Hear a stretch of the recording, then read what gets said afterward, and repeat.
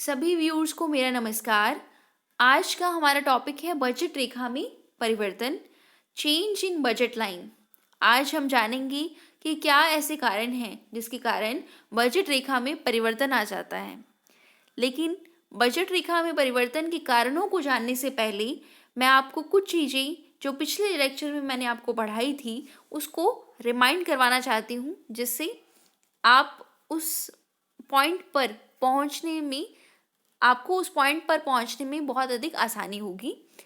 मैंने आपको पढ़ाया कि बजट लाइन क्या होती है। बजट लाइन दो वस्तुओं की उन विभिन्न संयोगों को प्रकट करती है जो एक उपभोक्ता इनकम के दिए होने पर और दोनों वस्तुओं की कीमतों के दिए होने पर खरीद सकता है।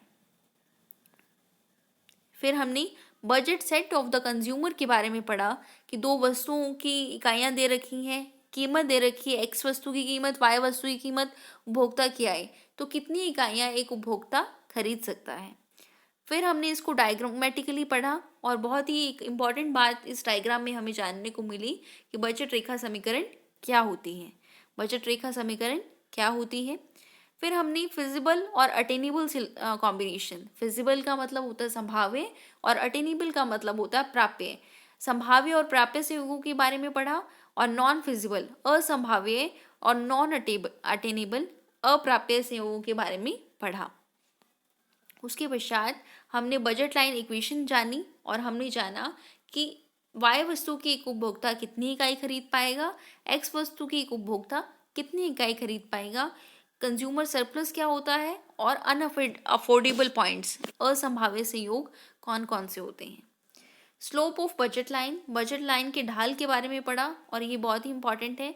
हमने ये भी जाना कि बजट रेखा को कीमत रेखा क्यों कहते हैं, क्योंकि बजट रेखा का जो ढाल है वो दोनों वस्तुओं की कीमतों के अनुपात के बराबर होता है, इसलिए बजट रेखा को कीमत रेखा कहा जाता है। बजट स्पेस किसे कहते हैं, अब ये जानते हैं हम कि बजट स्पेस क्या होता है। यह दो वस्तुओं के एक समूह के प्राप्य संयोगों को प्रकट करता है। दो वस्तुओं के एक समूह के प्राप्य संयोगों को प्रकट करता है जब वस्तुओं की कीमतें तथा उपभोक्ता की आय दी हुई हो। दो वस्तुओं की जो सेट है और कौन कौन से कॉम्बिनेशन एक उपभोक्ता खरीद सकता है उनको प्रकट करता है जब वस्तुओं की कीमतें दी हुई हो और उपभोक्ता की आय दी हुई हो। इंग्लिश में कहेंगे budget space represents all those combination of the commodities which the consumer can afford two by given the budget constraint. अब बजट स्पेस का आप डायग्राम देखिए, एक्स गुड और वाई गुड। गुड का मतलब मैंने आपको पहले ही बताया था, गुड वस्तु को कहते हैं, एक्स गुड और वाई गुड। अब देखिए वाई की कितनी इकाई खरीद सकता है, M upon P Y. X की कितनी इकाई खरीद सकता है, एम अपॉन पी एक्स। ये जो बीच का सारा एरिया है ये क्या होगा, बजट स्पेस होगा। ये क्या है, बजट स्पेस। और ये क्या है, budget space P X into X plus P Y into Y is less than equals to M.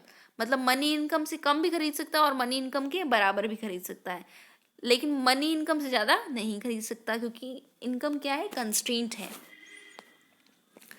अब हम आते हैं हमारे मेन टॉपिक की ओर, जिस पर आज हम चर्चा करने जा रहे हैं। जो टाइटल मैंने स्टार्टिंग में लिखा था उस पॉइंट पर आ चुके हैं हम। उसका नाम है बजट रेखा में परिवर्तन। ये बहुत ही इम्पॉर्टेंट है, कॉम्पिटिटिव एग्जाम्स में बहुत बार पूछा जाता है भाई क्या कारण है जिसमें बजट रेखा में परिवर्तन आ जाता है। तो जब हमने बजट रेखा की परिभाषा पढ़ी तो हमने कहा कि दो वस्तुओं का ऐसा सहयोग जिससे एक उपभोक्ता खरीदने का सामर्थ्य रखता है जब दोनों वस्तुओं की कीमतें दी हुई हो और उपभोक्ता की आय दी हुई हो। किसी भी चीज़ में परिवर्तन आएगा, कोई भी टॉपिक है उसमें चेंज तभी आता है जब उसकी परिभाषा में कुछ ना कुछ चेंज आता है। जनरल कंसेप्ट, जनरली मैं आपको कह रही हूँ, हर चीज़ पे अप्लाई नहीं होता। अब देखिए इसमें दो बहुत इंपॉर्टेंट चीज़ें थी। हमने कहा कि कीमत दी हुई है और आय दी हुई है। कीमत स्थिर है यानी, और आय भी क्या है, स्थिर है। तो भाई बजट रेखा में परिवर्तन तब आएगा जब या तो इनकम में चेंज आए या फिर कीमत में चेंज आए, या तो इनकम में चेंज आए और या फिर कीमत में चेंज आए। यही ये कारण है। बजट रेखा में परिवर्तन का क्या कारण है, या तो कीमत में परिवर्तन के कारण या फिर इनकम में परिवर्तन के कारण। तो आप ये कह सकते हैं कि बजट रेखा चेंज क्यों होती है, या तो प्राइजेस चेंज हो या फिर इनकम चेंज हो। एक सिंपल लैंग्वेज में मैं कहूँ कि मैं दो वस्तुएं खरीद रही हूँ, तो उनका कॉम्बिनेशंस मैं घटाऊंगी बढ़ाऊंगी कब? जब मेरी इनकम में चेंज हो जाए या दोनों वस्तुओं की कीमतों में चेंज आ जाए। आज मैं 100 रुपये कमा रही हूँ, कल 200 रुपये कमाऊंगी, तो उस 200 रुपये के कारण मेरी वस्तुओं को खरीदने का सामर्थ्य क्या हो जाएगा? बढ़ जाएगा।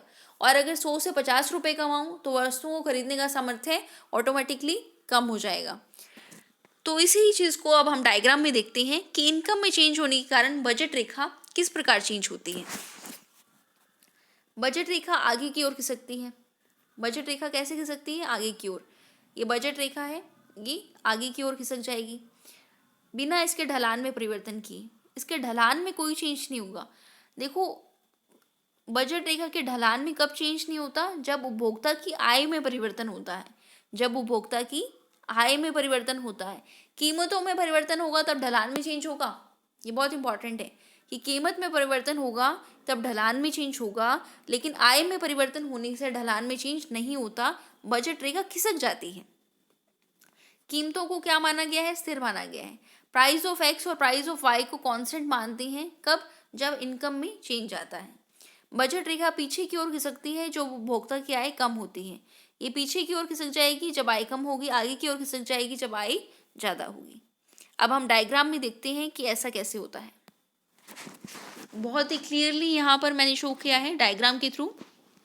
बजट रेखा की चेंज होने के कारण due to change in income, income बढ़ रही है और इनकम घट रही है। वाई का मतलब क्या है? इनकम। ये यहाँ पर जो एरो है इसका क्या मतलब है? इनकम का बढ़ना। और इस एरो का क्या मतलब है? इनकम का कम होना। अब ये देखिए, ए बी क्या है? बजट रेखा है। इस डायग्राम में देखिए, ए बी क्या है? बजट रेखा है। ए बी से बजट रेखा बढ़ गई A dash B dash. A B से क्या हो गई? A dash B dash. क्यों? क्योंकि इनकम जो है वो बढ़ गई। इनकम जो है वो बढ़ गई। आय में वृद्धि के कारण जो बजट रेखा है वो ए बी से बढ़कर क्या हो जाती है? ए डैश बी डैश हो जाती है। इस स्थिति में वस्तु की कीमतें क्या है? स्थिर हैं। पी एक्स और पी वाई क्या है? कांस्टेंट है। इनमें चेंज नहीं आया है। केवल और केवल चेंज किसमें आया है? उपभोक्ता की आय में परिवर्तन हुआ है। दूसरे में देखिए, y जो है वो कम हो रहा है। y जो है कम हो रहा है, दैट मीन्स उपभोक्ता की आय कम हो रही है। उपभोक्ता की आय कम हो रही है और दोनों वस्तुओं की कीमतें P X and P Y क्या है? स्थिर है। ये डायग्राम में ही और ये जो साइंस है इसमें ही सारी बात लिखी हुई है। जो मैंने आपको थ्योरी पढ़ाई है वो इस पूरी पिक्चर में क्लियर हो रही है कि ओ एक्स और ओ वाई दो वस्तुएं हैं, एक्स वस्तु और वाई वस्तु। पहले बजट लाइन क्या थी? ए से लेकर बी। पहले बजट लाइन क्या थी? ए से लेकर बी। अब ये डैश डैश क्या है? ए डैश बी डैश नई बजट लाइन है। ए डैश बी डैश क्या है? नई बजट लाइन। और बजट लाइन जो है वो ए बी से ट्रांसफर कहाँ हो रही है? ए डैश बी डैश की ओर। ए बी से ट्रांसफर कहाँ हो रही है? ए डैश बी डैश की ओर, क्योंकि उपभोक्ता की आय कम हो चुकी है। क्योंकि उपभोक्ता की आय कम हो चुकी है। इस डायग्राम में उपभोक्ता की आय बढ़ी है और इस डायग्राम में उपभोक्ता की आय कम हो गई है। तो जब उपभोक्ता की आय बढ़ी तो बजट लाइन आगे की ओर खिसकेगी इस प्रकार से, और जब उपभोक्ता की आय कम हो तो बजट लाइन पीछे की ओर खिसकेगी इस प्रकार से। तो ये क्या है? Due to change in income. Due to change in income budget line जो है वो शिफ्ट हो जाती है। Budget line can shift. और price of the two commodities remains constant. दोनों वस्तुओं की कीमतें क्या है? स्थिर बनी रहेंगी। ये परिवर्तन क्यों हुआ? इनकम में परिवर्तन होने के कारण। अब देखिए, कीमत में परिवर्तन के कारण। कीमत में परिवर्तन के कारण बजट रेखा किस प्रकार शिफ्ट होगी, आइए जानते हैं। कीमत में परिवर्तन के कारण बजट रेखा के ढलान में परिवर्तन आता है। जब कीमत चेंज होती है, प्राइस ऑफ एक्स चेंज होगा या फिर प्राइस ऑफ वाई चेंज होगा, तो क्या आएगा? बजट रेखा के ढलान में परिवर्तन आएगा।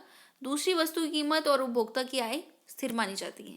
ये फिर नहीं है, यहाँ पर स्थिर है, कुछ टेक्निकल मिस्टेक हो गई। तो उपभोक्ता की आय को क्या माना जाता है? स्थिर माना जाता है। देखिए, जब इनकम में चेंज होता है तो दोनों वस्तुओं की कीमतों में को स्थिर माना जाता है, लेकिन जब कीमत में चेंज होता है तो दूसरी वस्तु की कीमत और उपभोक्ता की आय को स्थिर माना जाता है। ये यहाँ याद रखना है आपको कि जब आय में परिवर्तन होता है तो दोनों वस्तुओं की कीमतें स्थिर रहती हैं, लेकिन जब कीमत में परिवर्तन होता है तो उपभोक्ता की आय और दूसरी वस्तु की कीमत को क्या माना जाता है? स्थिर माना जाता है। ये सेकंड पॉइंट है कीमत में परिवर्तन के कारण। अब देखिए, due to change in price, कीमत में परिवर्तन होता है तब बजट लाइन किस प्रकार चेंज होती है, आइए देखते हैं। प्राइस ऑफ एक्स में चेंज हो रहा है, डेल्टा किसके साथ लगा हुआ है? पी एक्स के साथ लगा हुआ है, यानी प्राइस ऑफ एक्स में चेंज हो रहा है। Price of Y and Y क्या है? कांस्टेंट है। प्राइस ऑफ वाई, वाई वस्तु की कीमत, और वाई यानी उपभोक्ता की आय क्या है? स्थिर है। अब देखिए, ए बी क्या है? बजट लाइन है। ए से बी तक क्या है? ये बजट रेखा है। अब एक्स वस्तु की कीमत जो है बढ़ गई, एक्स वस्तु की कीमत बढ़ गई। मान लीजिए मैं 4 रुपये में 2 पेन खरीद रही थी। 4 रुपये में कितने पेन खरीद रही थी? 2 पेन खरीद रही थी। अब ये पेन की कीमत, या फिर इस प्रकार समझिए, एक पेन की कीमत पहले क्या थी? 2 रुपये थी। एक पेन की कीमत कितनी थी?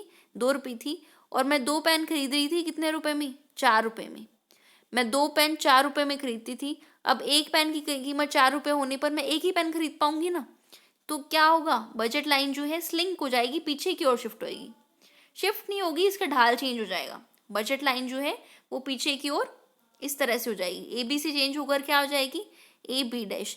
देखिए यहाँ पर वाई वस्तु तो चेंज नहीं हुई ना, वाई तो उसी पॉइंट से शुरू हुआ, एक्स चेंज हुआ। क्यों?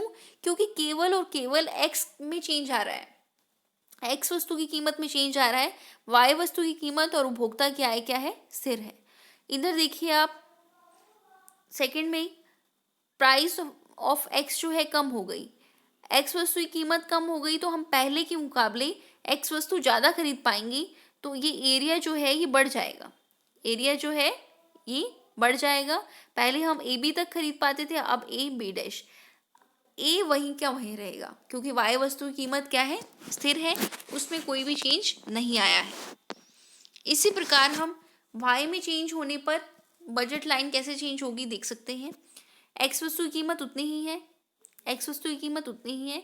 अगर वाई वस्तु की कीमत जो है वो बढ़ जाती है तो बजट लाइन इस तरह से शिफ्ट होएगी और ये नई बजट लाइन बन जाएगी, क्योंकि हम पहले के मुकाबले पहले वाई वस्तु इतना खरीदते थे, अब वाई वस्तु यहाँ से लेकर यहाँ तक ही खरीद पाएंगे।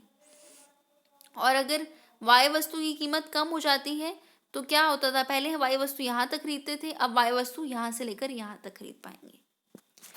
तो ये जो डायग्राम्स थे किसके थे? जब बजट रेखा में परिवर्तन आता है तो किन कारणों से आता है और किस प्रकार आता है, इसे डायग्राम के रूप में कैसे शो कर सकते हैं, आज हमने पढ़ा। और हमने पढ़ा कि बजट रेखा में परिवर्तन के क्या मेन कारण है। कीमत में परिवर्तन हो जाए या फिर इनकम में परिवर्तन हो जाए। यदि इनकम में परिवर्तन आता है तो दोनों वस्तुओं की कीमतें स्थिर रहती हैं और बजट रेखा जो है आगे की ओर भी खिसक सकती है और पीछे की ओर भी खिसक सकती है। जैसे कि मैंने आपको डायग्राम में दिखाया, ए बी से ए डैश बी डैश हो गई और यहाँ ए बी से ए डैश बी डैश हो गई, दोनों डायग्राम में आय में बढ़ोतरी के कारण और आय में कमी के कारण। दूसरे डायग्राम में हमने देखा कीमत में चेंज होगा तो दूसरी वस्तु की कीमत और उपभोक्ता की आय क्या रहेगी? स्थिर रहेगी। ये देखिए, यहाँ पर केवल एक्स में चेंज हो रहा है तो वाई वाला कॉर्नर जो है वो ए उसी पॉइंट से स्टार्ट होगा, ए उसी पॉइंट से स्टार्ट होगा। केवल एक्स वस्तु की मात्रा कम या ज़्यादा होगी। एक्स वस्तु की कीमत बढ़ेगी तो पहले ओ से लेकर बी तक एक्स वस्तु खरीद पाते थे, अब ओ से लेकर बी डैश तक एक्स वस्तु खरीद पाएंगे। एक्स वस्तु की कीमत कम होगी तो पहले ओ से लेकर बी तक एक्स वस्तु खरीद पाते थे, अब ओ से लेकर बी डैश तक एक्स वस्तु खरीद पाएंगे। इसी प्रकार वाई वस्तु के संदर्भ में हमने जाना कि बजट रेखा किस प्रकार परिवर्तित होगी। धन्यवाद। ये लेक्चर यहीं कंप्लीट हुआ।